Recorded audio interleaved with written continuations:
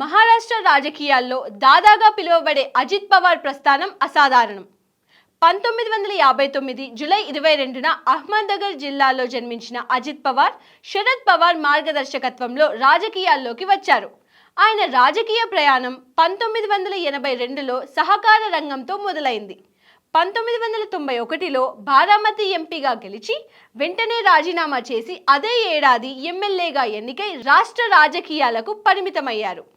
నాటి నుండి నేటి వరకు బారామతి ఎమ్మెల్యేగా ఆయనకు తిరుగులేదు.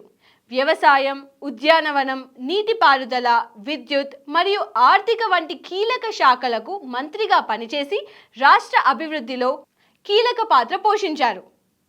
అజిత్ పవార్ గారు 5 సార్లు ఉప ముఖ్యమంత్రిగా బాధ్యతలు చేపట్టి అరుదైన రికార్డు సృష్టించారు. ఎన్సీపీలో చీలికలు వచ్చినప్పటికీ తనదైన రాజకీయ చతురతతో పార్టీపై పట్టు సాధించి ప్రభుత్వాలలో కీలక పాత్ర పోషించారు.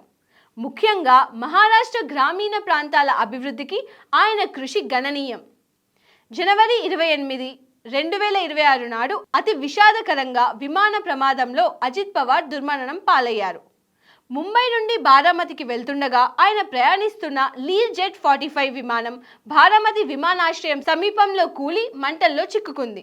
ఈ ఘోర ప్రమాదంలో అజిత్ పవార్తో సహా 5గురు మరణించారు. ఆయన ఆకస్మిక మరణం మహారాష్ట్ర రాజకీయాలకు తీరని లోటు. అజిత్ పవార్ గారి ఆత్మకు శాంతి చేకూరాలని కోరుకుందాం.